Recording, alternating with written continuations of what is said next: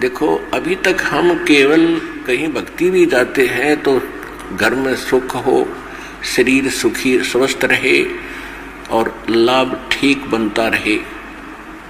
और भक्ति की प्रेरणा इसलिए है क्योंकि आप संस्कारी पिछले जन्म जन्मांतर के पुण्यकर्मी प्राणी हैं हो। आपकी आत्मा में भक्ति की जो हिलोर ये रह रहकर उठती ही रहेगी। अब इसको रास्ता नहीं मिल रहा था आत्मा को, जैसा भी ये मन बहका लेता था इसके साथ ये चली जाती थी। चाहे केदारनाथ जाना हो, चाहे अमरनाथ जाना हो, किसी मंदिर मस्जिद गुरुद्वारे में परमात्मा के लिए जाना हो, ये चली जाती थी क्योंकि भगवान चाहिए। फिर अन्य उसके बाद ये मन अपनी बकवाद कराता था तो यह इसका भी सहयोग देती थी क्योंकि इसको ज्ञान नहीं था कि ये नहीं करना चाहिए। तो जब हम सत्संग प्राप्त करेंगे और सत्संग से हमें ज्ञान होगा तो उसके पश्चात ये अपना उद्देश्य ही बदल लेगा। अब भक्ति प्राप्त होने से पहले, ज्ञान प्राप्त होने से पहले हमारे जीने का टारगेट क्या था आपको मालूम है।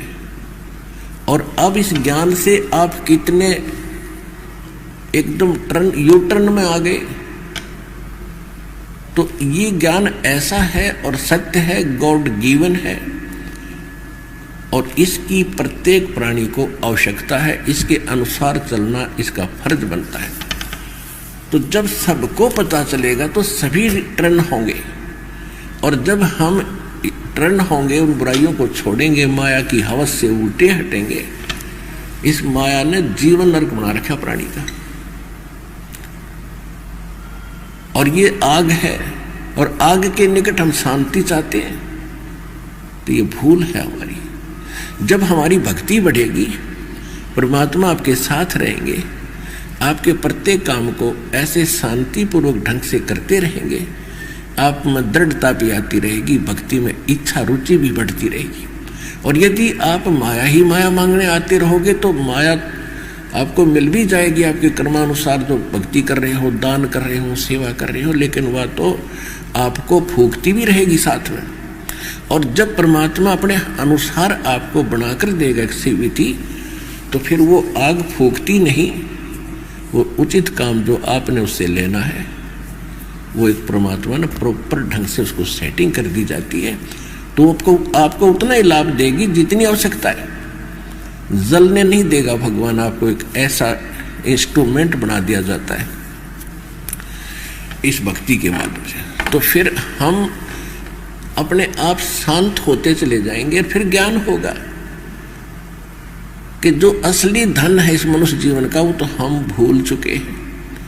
हम विद्यार्थी हैं और यदि विद्यार्थी विद्या छोड़ करके उस विद्या काल में यानी स्टूडेंट टाइम में और ऐसे ही बकवादों में लगा रहता है तो उसका भविष्य व्यर्थ होता है, अंधकार में होता है। आपको खूब पता है। इसी प्रकार इस मनुष्य जीवन को आपका जो मनुष्य जीवन है इसको प्राप्त करके आपने केवल भक्ति करनी थी, शुभ काम करने थे, भगवान का नाम लेना था, परोपकार करना था। ये सभी आपके इम्तिहान के मार्क हैं जो आपको परीक्षा के समय काम आएंगे। और हम इसको छोड़कर केवल संतानों उत्पत्ति तो करना परमात्मा की रजा है, क्योंकि और आत्माएं आएंगी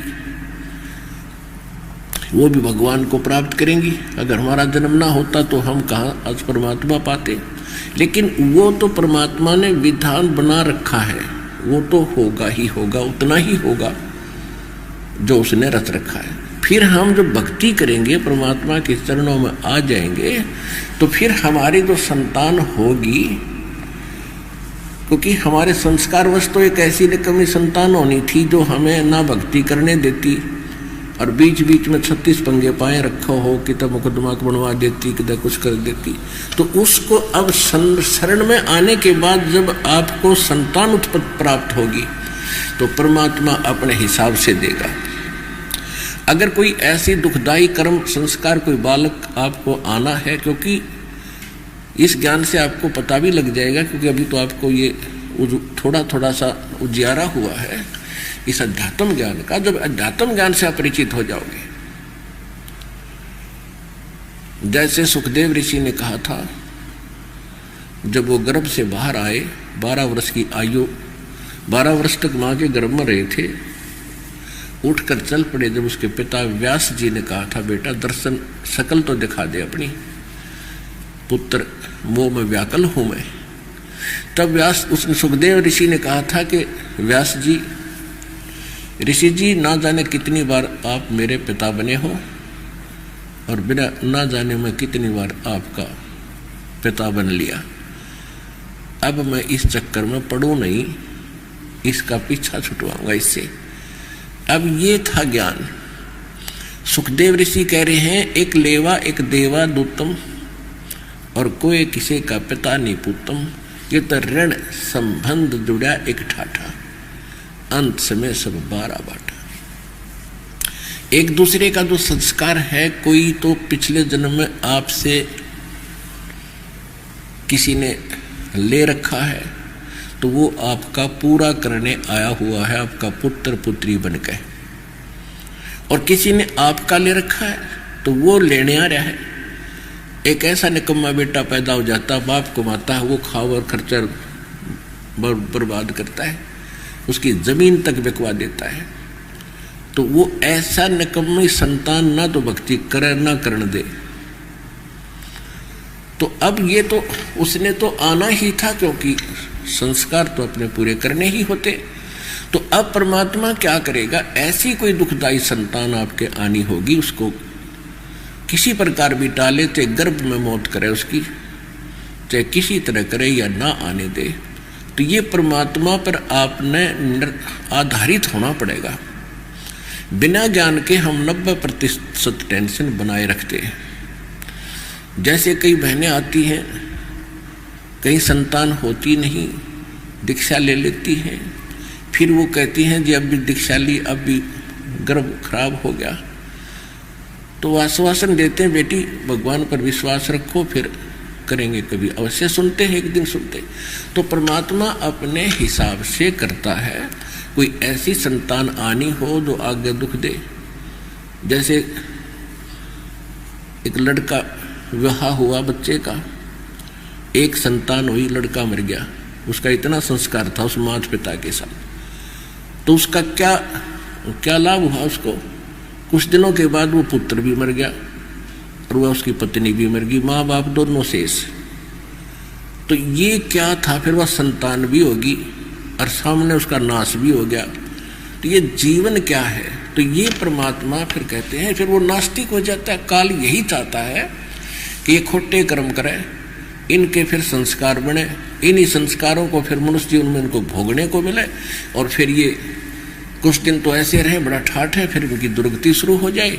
और भक्ति जो ये करते हैं, शास्त्र विधि को त्याग कर मनमाना आचरण करते हैं, उनसे इन संस्कारों में कोई परिवर्तन होना ही नहीं। तो जिस कारण से ये अन्य भगवानों की, अन्य साधनाओं से भक्ति करते हुए भी इनको दुख ज्यों का त्यों रहेगा, और फिर कुछ दिनों में ये नास्तिक हो जाएंगे। तो काल ये चाहता है कि नास्तिक हो जाएं, भगवान की आस्था रही नहीं। कहीं जब परमात्मा आते हैं, कलयुग का वो समय आता है, तब तक ये सोचता है इनको नास्तिक बना दूं, इनको कट्टर बना दूं, दुराचारी बना दूं, रिश्वतखोर बना दूं। और वो आप देख ही रहे हो, अब क्या बन गए हम। अब अभी 50 साल के इधर, 50-60 साल के इधर कितनी गिरावट आ गई इंसानियत के अंदर, कितनी हवस बढ़ गई माया की। और इसको हम सुख मानते हैं, कोठी बंगले बना लिए, बड़ी प्रोग्रेस कर ली। नहीं, मनुष्य जीवन की प्रोग्रेस तो आपने स्टार्ट भी नहीं करी।